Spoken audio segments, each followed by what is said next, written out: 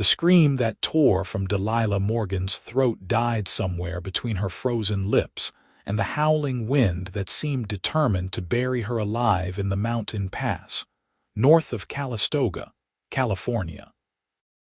It was December of 1881, and she had stopped fighting the cold an hour ago, maybe two. Time had become as meaningless as the prayers she whispered through chattering teeth. She had prayed for rescue at first, then for warmth, then for her father to somehow still be alive even though she had watched the bandits shoot him 3 days prior. Now she prayed for death to be quick, to be merciful, to take her before the wolves found her or before she lost any more fingers to the frostbite that had turned her hands into useless claws. The snow fell harder, thick flakes that should have been beautiful but were instead tiny frozen blades against her face. She had stumbled off the main road after the wagon broke, after the horse had bolted, after everything that could go wrong had gone catastrophically, brutally wrong. Her father had been transporting mining equipment from Sacramento back to their small ranch outside Calistoga when the 3 men had appeared on the road. She had hidden in the back under canvas while her father had tried to reason with them, but reason had no place in the hearts of desperate men. The gunshot had been so loud, impossibly loud, and then there had been 2 more, and then silence except for her own breathing that she had tried so hard to quiet. The bandits had taken the horses, taken the money her father had sewn into his coat lining, taken his boots and his gun and left his body in the road like refuse. Delilah had waited until dark before crawling out, before trying to drag her father's body to the side of the road. But he was too heavy, and she was only 19, and she had never had to move a dead body before. She had covered him with her own coat instead, had whispered every prayer she knew, and then had started walking because staying meant freezing beside him, and she had not been ready to die then. But now, 3 days later with no food and only snow to melt in her mouth for water, now she was ready. She sank into a drift beneath a towering pine, its branches heavy with snow, and she let her eyes close. The cold did not hurt anymore. That was supposed to be a bad sign, she thought distantly. When the cold stopped hurting, it meant you were dying. She was glad for it. "Please," she whispered to whatever God might be listening in this frozen wasteland. "Please just let it end." The sound of hoofbeats should have been impossible to hear over the wind, but somehow she heard them anyway, a steady rhythm that grew louder and then stopped. She did not open her eyes. Probably she was hallucinating. Probably this was her mind's last kindness, inventing rescue where none existed, Jesus Christ. The voice was male, rough, shocked. "Madam, madam, can you hear me?" Hands touched her shoulders, big hands that she could feel even through the layers of her dress and the shawl she had wrapped around herself. She forced her eyes open and saw a face above her, young but weathered, with dark eyes that widened when she looked at him. "You are real," she managed to say, and her voice sounded strange, thick, and slow. "I am real and you are freezing to death. Can you move? Can you stand?" "I do not think so." It was the truth. She had no feeling in her legs. The man did not hesitate. He stood and she saw he was tall, well over 6 feet, dressed in a heavy coat and chaps, a cowboy's hat pulled low against the snow. He bent and scooped her up as though she weighed nothing, and she should have protested, but she could not find the energy. She felt him carry her to his horse, a big roan that stamped nervously at the snow, and then somehow he was mounting with her cradled against his chest, and then they were moving. "Name's Isaac Sawyer," he said, his voice close to her ear. "I've got a lined shack about a mile from here. We will get you warm. Stay awake. You have to stay awake." "I am very tired," she said. "I know, but you have to fight it. Talk to me. What is your name?" "Delilah, Delilah Morgan." "Where are you from?" "Delilah Morgan, Calistoga, near there. My father had a ranch." The past tense felt wrong in her mouth, too final. "How did you end up in a snowstorm in the mountains?" she told him, the words coming in fragments about her father and the bandits and the 3 days of walking. He swore under his breath, colorful words that would have made her mother scold him if her mother were still alive.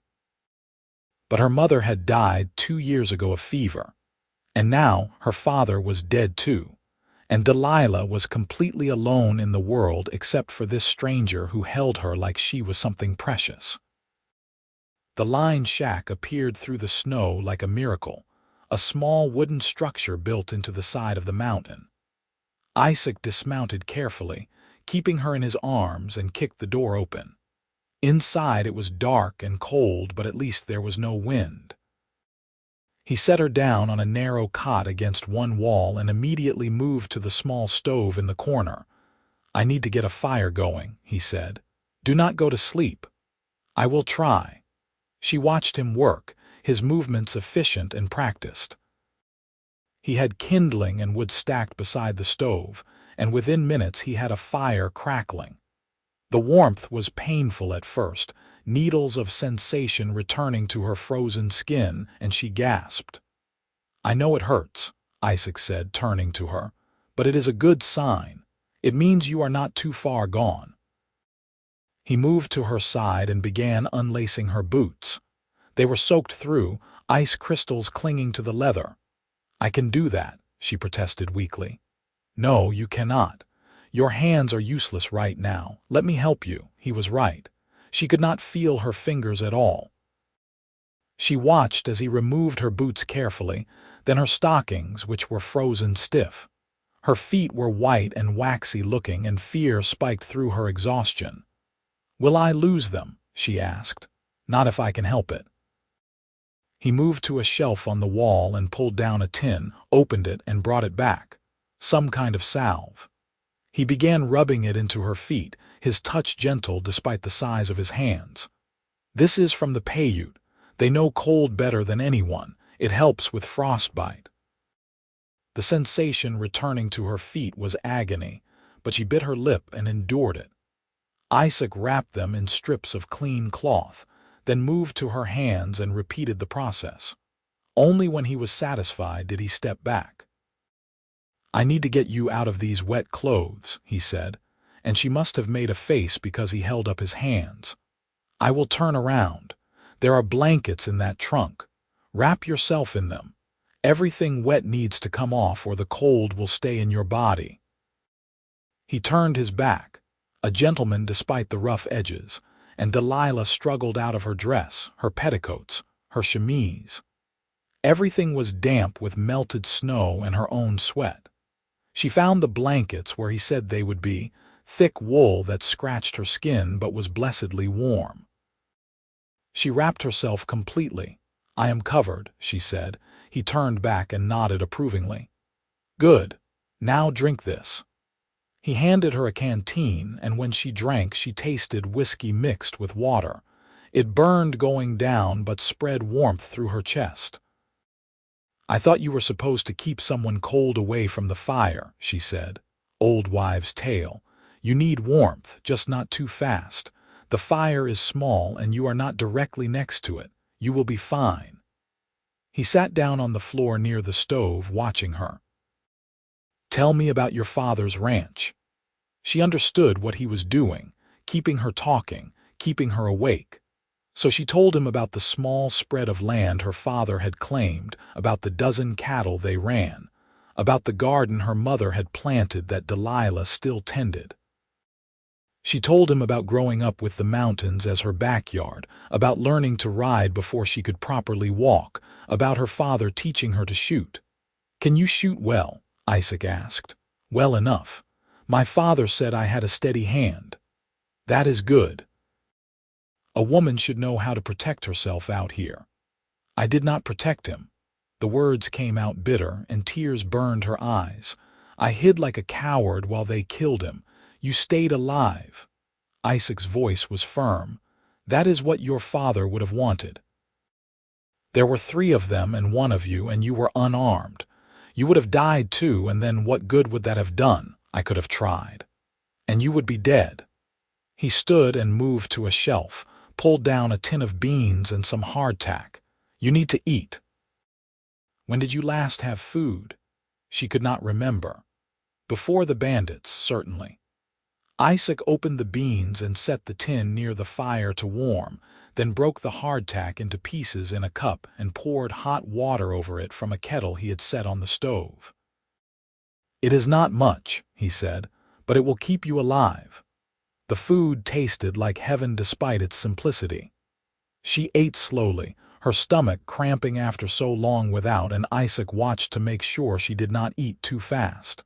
When she finished, exhaustion crashed over her like a wave. You can sleep now, he said. The worst has passed. Where will you sleep? The shack was small, with only the one cot. Floor is fine, I have slept in worse places. I cannot take your bed. You just about died, you are taking the bed. There was no room for argument in his tone. Delilah lay back on the cot, wrapped in the blankets, and watched as Isaac made himself comfortable on the floor with his saddle as a pillow and his coat as a blanket. The fire crackled, casting dancing shadows on the wooden walls. She should have been afraid, alone with a strange man in an isolated shack, but she felt only gratitude and a strange sense of safety. Isaac, she said into the darkness. Yeah, thank you for finding me. Thank God I was checking the fence lines. Another hour and you would have been gone. She closed her eyes and let sleep take her. And for the first time in 3 days, she did not dream of gunshots and blood. When Delilah woke, pale morning light was filtering through the cracks in the shack's walls, and the smell of coffee filled the small space. She sat up slowly, her body aching in 1,000 places, and found Isaac crouched by the stove, heating a battered pot. Morning, he said without turning around. How do you feel? Like I was trampled by horses. She looked down at her hands. The waxy whiteness was gone, replaced by an angry red, but she could move her fingers. But alive. Alive is good. He poured coffee into 2 tin cups and brought one to her. Drink slow. We do not have much food here, but I can make the ride to the ranch and back before nightfall. Bring back proper supplies. Your ranch, my family's. The Sawyer Ranch about 5 miles south. We run cattle in the valley, but we keep line shacks up here for winter patrols. The snow came early this year, caught everyone off guard.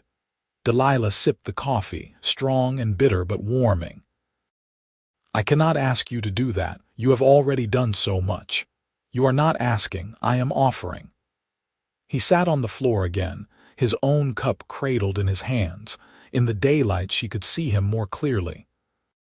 He was young, perhaps 25, with dark brown hair that curled slightly at his collar and eyes that were almost black.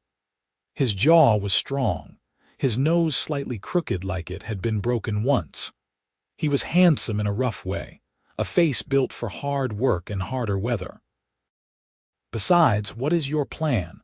Walk back to Calistoga in the snow with no coat and no shoes? I have shoes. Barely. He nodded at her boots, which he had set near the fire to dry. They were cracked and split from the cold. She had no answer for that because he was right. She had nothing. No money, no supplies, no horse, no family. The reality of her situation crashed over her and she felt tears threaten again. Hey. Isaac's voice was gentle. One thing at a time. First we get you healthy, then we figure out the rest. I do not have money to pay you. Did I ask for money? No, but then do not worry about it. He stood and pulled on his coat. I am going to ride to the ranch, get supplies, and be back before dark. Keep the fire going. There is more wood stacked outside the door. Do not go outside unless you absolutely have to. The snow is still falling, and I do not want to have to rescue you twice. Despite everything, Delilah felt a smile tug at her lips. I will try to avoid needing rescue. Good. He paused at the door. Lock this behind me, just in case. In case of what? Animals, men, both can be dangerous. He tipped his hat to her and stepped out into the snow. She heard him mount his horse, heard the hoofbeats fade, and then she was alone. She locked the door as instructed and moved back to the cot. Her body ached, but the warmth was returning to her limbs, a tingling sensation that was uncomfortable but better than the nothing of frostbite. She examined her feet and hands carefully. Red and tender, but healing. Isaac's Paiute salve had worked. The day passed slowly. She kept the fire going, added wood when it burned low, and tried not to think about her father's body somewhere in the snow. She should have been able to bury him properly. She should have been able to say goodbye. Instead, she had run, and now crows were probably picking at his remains. The tears came then, hot and fast, and she let them. She cried for her father, for her mother, for the ranch that would surely be claimed by the bank now that there was no one to work it. She cried for herself, for the fear and the cold and the certainty that she was going to die. She cried until she had nothing left, and then she wiped her face and stood. Crying would not bring her father back. Crying would not save the ranch. She needed to be practical, needed to figure out what came next. But first, she needed to survive. Isaac returned as the sun was setting, his horse laden with supplies. He brought food, proper food, salt pork and beans and flour and coffee. He brought more blankets, a spare coat that was far too large but was warm, and new boots that were only slightly too big. He brought news. "I sent word to the sheriff in Calistoga about your father," he said as he unpacked. "They will send someone to look for the body and for the bandits. Thank you." Her voice was thick. "I should be there, I should help. You should rest and heal. You are in no condition to ride, and even if you were, there is nothing you can do that the sheriff cannot." He started preparing food, slicing the salt pork and setting it in a pan. "I also talked to my parents. They want you to come stay at the ranch while you recover." "I cannot impose, you keep saying that. Stop it." He pointed the knife at her, not threatening, just emphatic. "You have been through hell. Let people help you." Delilah wanted to argue, but the smell of cooking meat made her stomach growl loud enough that Isaac heard it. He grinned, the first real smile she had seen from him, and it transformed his face from merely handsome to something that made her heart skip. "Thought so," he said. "Now sit down and let me cook." They ate together as darkness fell, and Isaac told her about his family. He was the youngest of three, with two older sisters who were both married and living in Sacramento. His parents had come west in 1860, part of the wave of settlers after the gold rush, and had built the ranch from nothing. It was a good life, he said, hard but honest. "What about you?" he asked. "Were you born here?" "In Calistoga, yes. My parents came west the same year as yours. They met on the wagon train." She smiled at the memory her mother had told her so many times. "My mother said she knew she would marry my father the first time she saw him because he was the only man who did not complain about the dust. Sounds like a good man. He was the best man." Her throat tightened. "He did not deserve what happened. No one deserves that." Isaac set down his plate. "But the sheriff will find them. Men like that always get what is coming." Delilah was not sure she believed that, but she wanted to. She wanted to believe in justice and consequences.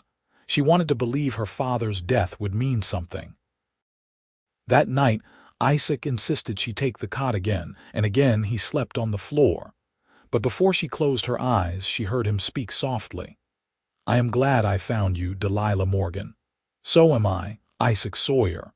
2 days passed before Isaac deemed her strong enough to ride. The snow had stopped, leaving the world blanketed in white, beautiful and treacherous. He helped her onto his horse and mounted behind her, his arms around her to hold the reins, and she tried not to notice how safe she felt pressed against his chest.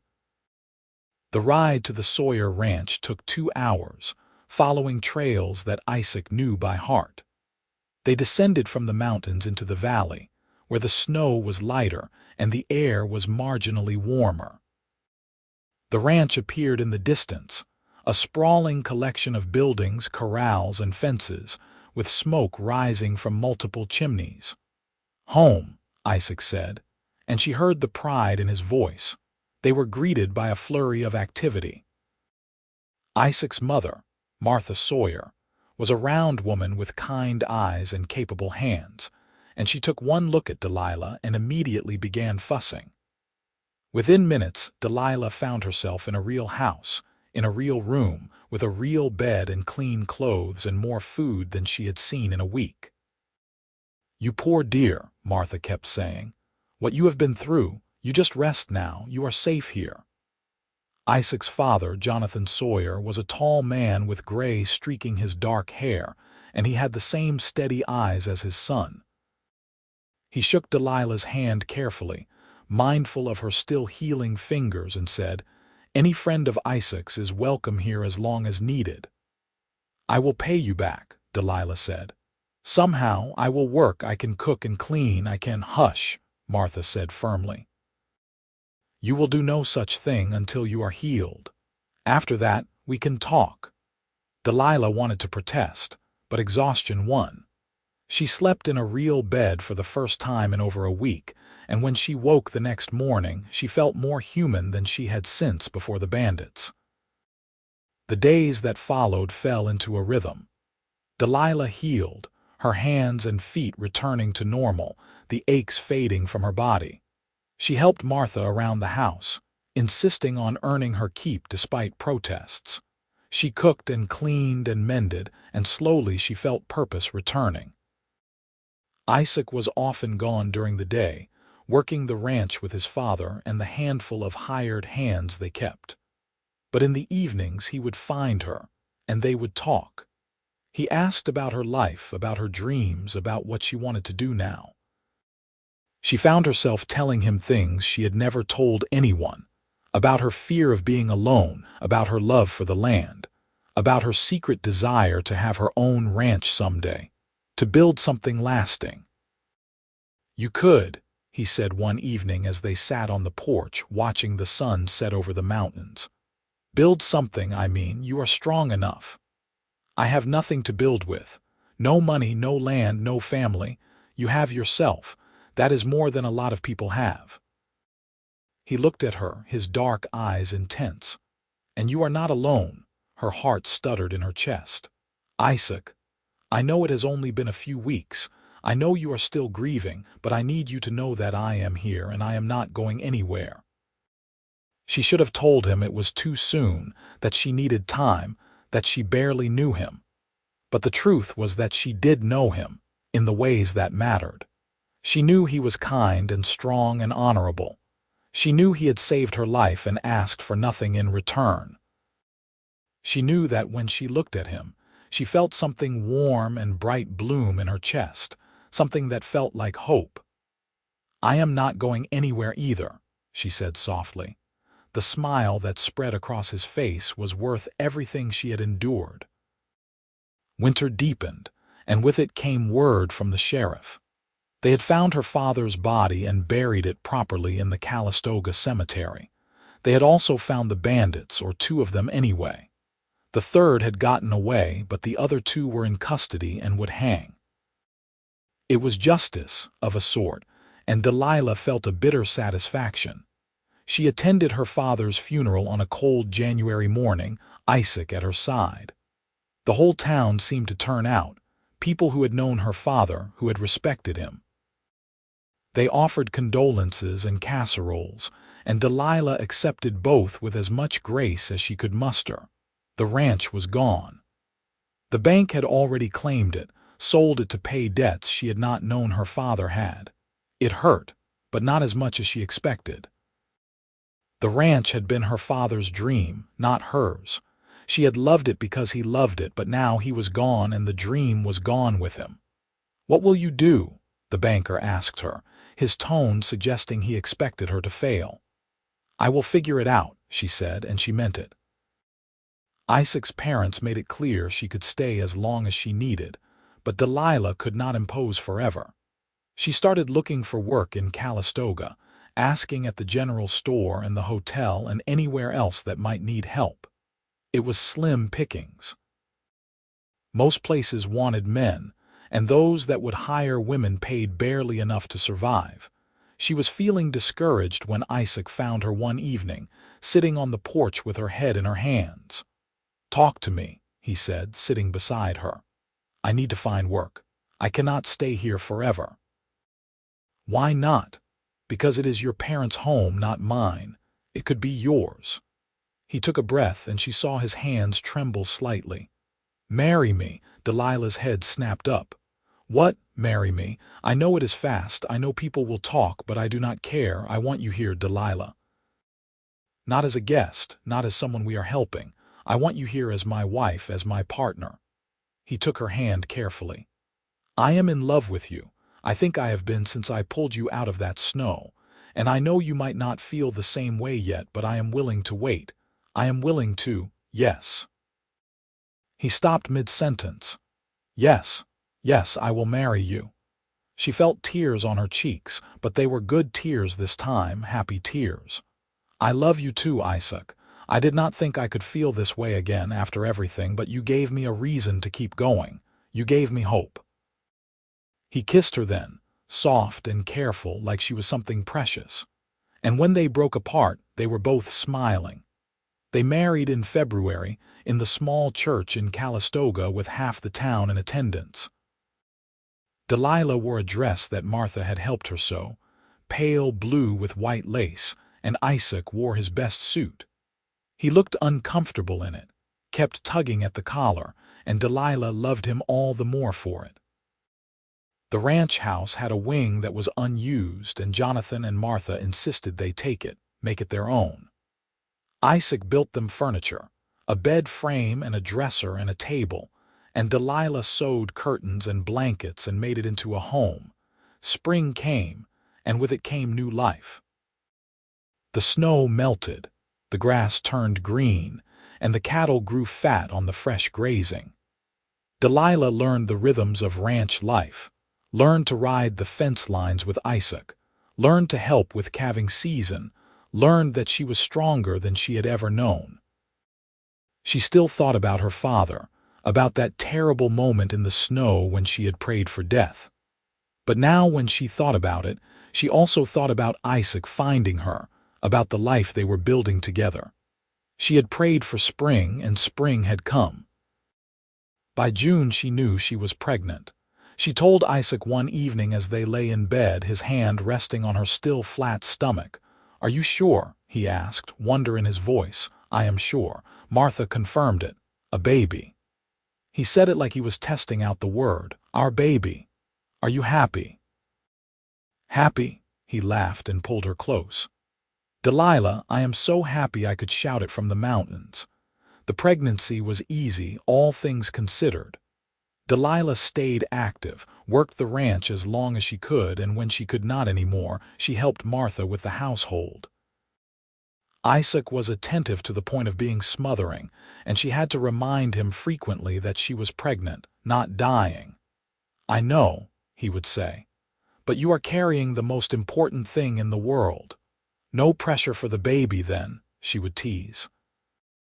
Their son was born in February of 1883, almost exactly a year after their wedding.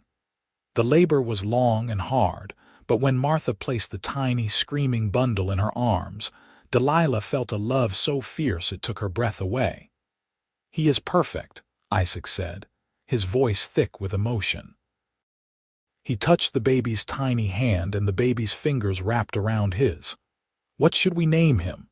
They had discussed names, but nothing had felt right. Now, looking at her son, Delilah knew. "Thomas," she said, "after my father." Isaac smiled, tears in his eyes. "Thomas Sawyer, I like it." Thomas grew fast, a healthy baby who turned into a curious toddler. He had Isaac's dark eyes and Delilah's lighter hair, and he was fearless in a way that terrified his parents. By the time he was 2, he was following Isaac around the ranch, wanting to help with everything. The ranch prospered.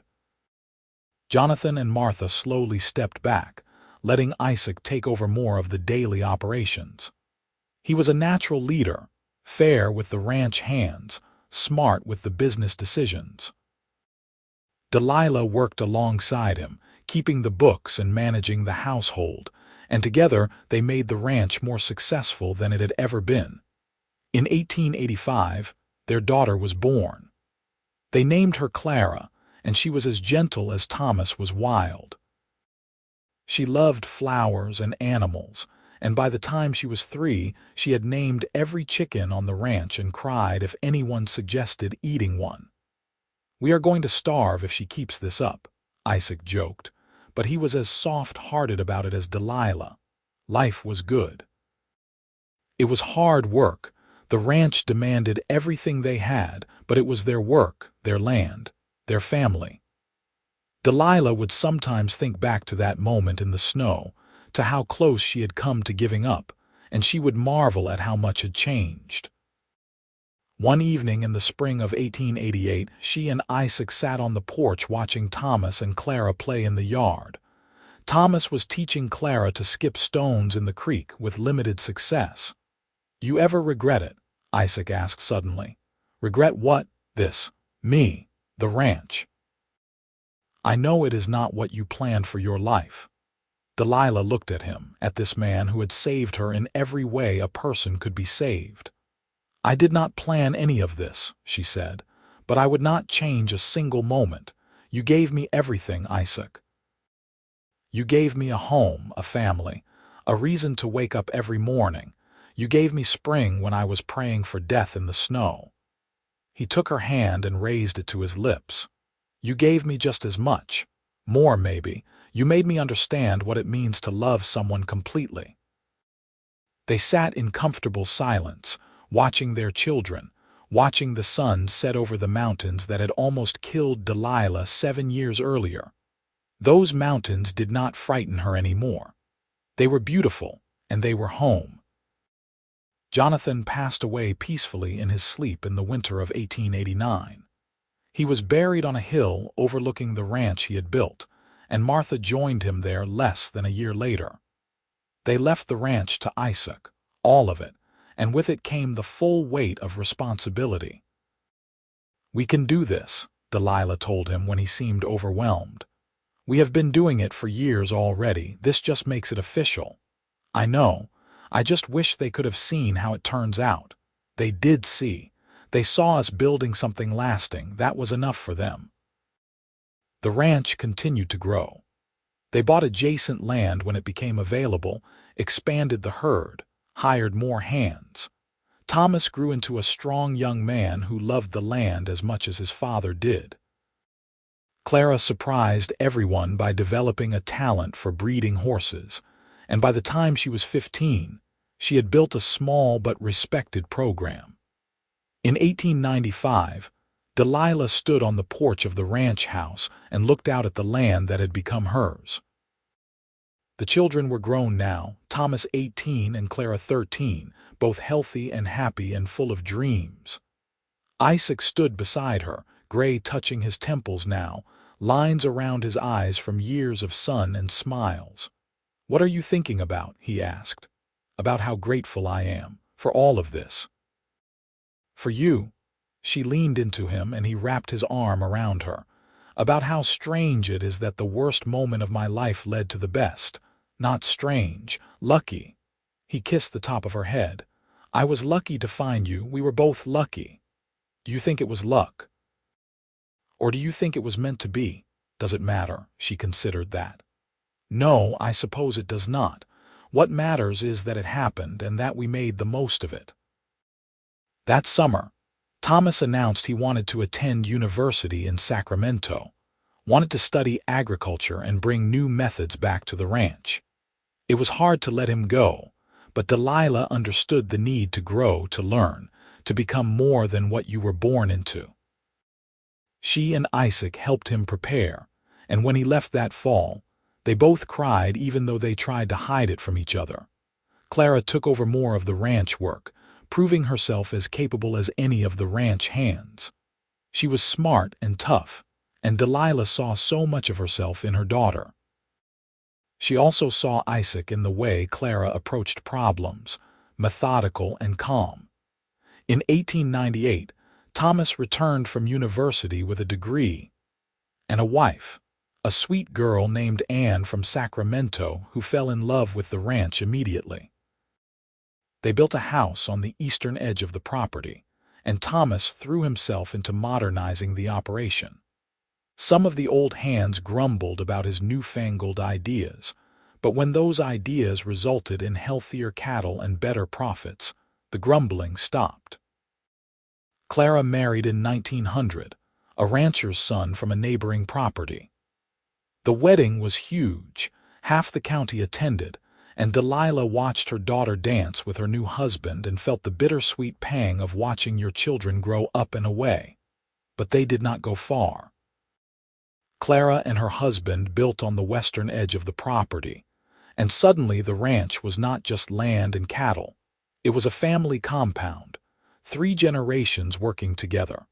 Grandchildren came, first Thomas and Anne's son in 1899, then their daughter in 1901, then Clara's twins in 1902.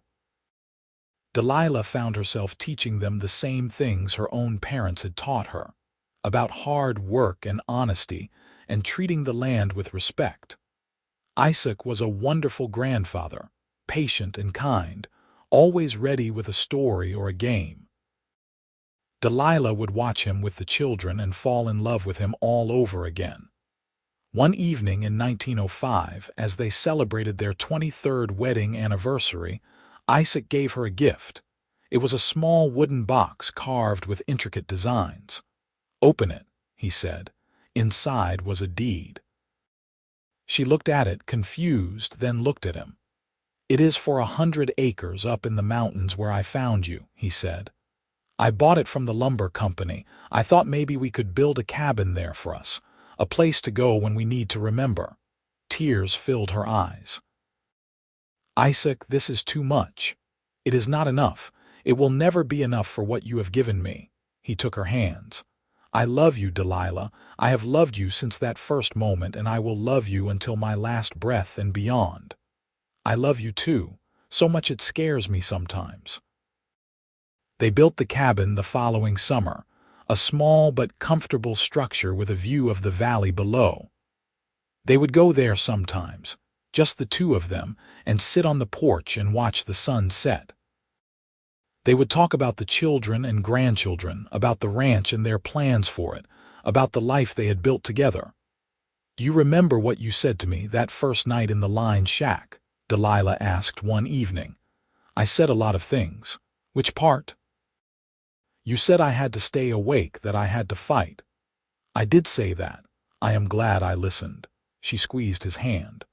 "I am glad I fought. So am I, every single day." The years continued to pass, marked by seasons and celebrations, by births and deaths, by the slow, steady rhythm of ranch life. The children grew, the grandchildren grew, and eventually there were great-grandchildren, tiny faces that looked up at Delilah and Isaac with wonder. In 1920, Isaac fell ill. It started as a cough that would not go away, and by the time the doctor from Calistoga saw him, it had turned into pneumonia. Delilah sat by his bedside for 2 weeks, holding his hand, talking to him even when he could not talk back. "You have to fight," she told him, echoing his words from so long ago. "Stay with me. Please stay with me." He opened his eyes, and they were still the same dark eyes that had looked at her with such concern in the snow all those years ago. "I am trying," he whispered, "but I am so tired, Delilah." "I know, but I am not ready to let you go. I do not want to go, but if I do, I need you to know something." He took a shaky breath. "You saved me just as much as I saved you. Before you, I was just going through the motions. You made me understand what it means to truly live."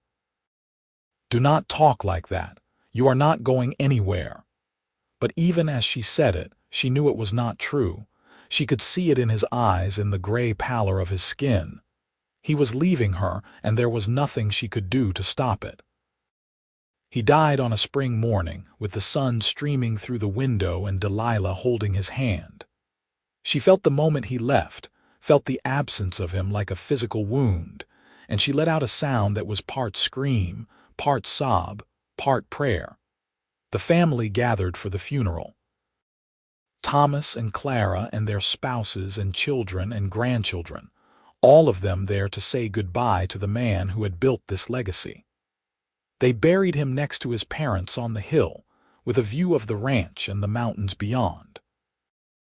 Delilah stood at his grave after everyone else had left, looking at the headstone that read Isaac Sawyer, 1856–1920, beloved husband, father, grandfather, and friend. "Thank you," she whispered, "for finding me, for loving me, for giving me a life worth living." The wind rustled through the grass, warm and gentle, and for just a moment she could have sworn she felt Isaac's hand in hers. She lived another 5 years, watching the ranch continue to prosper, watching the family continue to grow. She told her grandchildren and great-grandchildren stories about Isaac, about how he had saved her in the snow, about the life they had built together. She wanted them to know what love looked like, what it meant to build something lasting. On a spring morning in 1925, Delilah woke in the cabin in the mountains, the cabin Isaac had built for her. She had gone there the day before, wanting to be close to the memories. She felt weak, weaker than she had ever felt, and she knew her time was coming. She was not afraid. She had lived a full life, a good life, and now she would see Isaac again. She believed that with everything in her. As the sun rose over the mountains, painting the sky in shades of pink and gold, Delilah closed her eyes for the last time. Her last thought was of Isaac's smile and of the spring that had come after her darkest winter. They buried her next to Isaac, and the headstone read Delilah Morgan Sawyer, 1862–1925, beloved wife, mother, grandmother, and friend. Underneath, Thomas had added a line. She prayed for death in the snow and found spring instead. The ranch continued on, generation after generation, built on the foundation that Isaac and Delilah had laid. Their great-great-grandchildren still worked the land, still told the story of how their ancestors had met, how love had bloomed in the darkest of circumstances.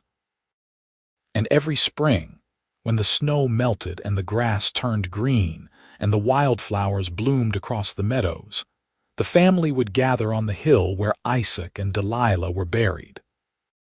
They would bring flowers and tell stories and remember the couple who had shown them all what it meant to love completely, to build something lasting, to turn winter into spring. The mountain stood eternal, witness to it all, to the love story that had begun in a snowstorm and had lasted long beyond death. The wind still whispered through the pines, carrying with it the echo of prayers answered, of hope found, of two souls who had found each other when they needed it most. Isaac had given Delilah a reason to live when she was praying for death, and in return, she had given him a love that transformed his entire world. Together, they had built a legacy that would last for generations, a testament to the power of compassion, of courage, of choosing love even in the face of unbearable loss. Their story was told and retold, refined and embellished, but the core remained the same: a cowboy finding a woman dying in the snow and choosing to save her, and in saving her, saving himself. Two broken people becoming whole together, building something beautiful from the ashes of tragedy. The ranch prospered into the modern era, adapted and changed but never lost its heart. That heart was the love story of Isaac and Delilah, a reminder that even in the darkest moments, even when all hope seems lost, spring can come again. Love can bloom. Life can continue. And every winter, when the snow fell thick over the mountains and the world turned white and cold, the family would remember Delilah in the snow, praying for death. They would remember Isaac finding her, refusing to let her give up. They would remember the life that came after, the love that sustained them through everything. It was a story worth remembering, worth telling, worth living up to. And as each generation took their turn working the land, raising their families, building their own legacies, they carried with them the lesson that Isaac and Delilah had taught. That love is worth fighting for, that hope is never truly lost, and that spring always comes, even after the longest, darkest winter. The Sawyer Ranch stood as a monument to that truth. Acres of green land stretching across the valley, cattle grazing peacefully, horses running free. The cabin in the mountains still stood, maintained lovingly by the family, a place of pilgrimage for those who wanted to feel close to their ancestors. And sometimes, on quiet spring mornings when the air was soft and the world was still waking up, you could almost see them there, Isaac and Delilah, sitting on the porch watching the sunrise. You could almost hear their voices carried on the wind, talking and laughing, planning and dreaming. They had found each other in the snow, against all odds, against all reason. And they had turned that moment of desperation into a lifetime of love, a legacy that would endure long after they were gone. It was, the family agreed, the kind of love story that made you believe in fate, in destiny, in the idea that everything happens for a reason. Isaac had been checking fence lines that day, taking a route he did not normally take. Delilah had stumbled off the road in that exact spot. 5 minutes difference either way and they never would have met, and the entire future would have been different, but they had met. Isaac had found her when she was praying for death, and he had given her a reason to pray for spring instead. And spring had come, glorious and full of life, and it had lasted for the rest of their days. That was the story. That was the legacy. That was the love that built the Sawyer Ranch and everything it stood for. And it all began with a cowboy and a snowstorm and a woman who had given up hope, until one man refused to let her surrender. One man who saw worth saving, who saw a future where she saw only an end, who chose compassion when he could have ridden past. Isaac Sawyer and Delilah Morgan had lived ordinary lives in many ways, working a ranch, raising a family, dealing with the daily struggles that everyone faces. But in the ways that mattered most, they had lived an extraordinary love story, the kind that poets write about and singers sing about and families remember for generations. And every spring, without fail, the wildflowers bloomed on the hill where they were buried, a riot of color against the green grass and blue sky. The family took it as a sign, a reminder that their love had not ended with death, that it lived on in the land they had worked, in the children they had raised, in the legacy they had built together. Delilah had prayed for death in the snow, and Isaac had given her a reason to pray for spring instead. And spring had come, and it had been more beautiful than anything she could have imagined. That was the miracle. That was the gift. That was the love story that would never truly end, as long as there was family to remember it, land to work it, and spring to bloom again and again and again.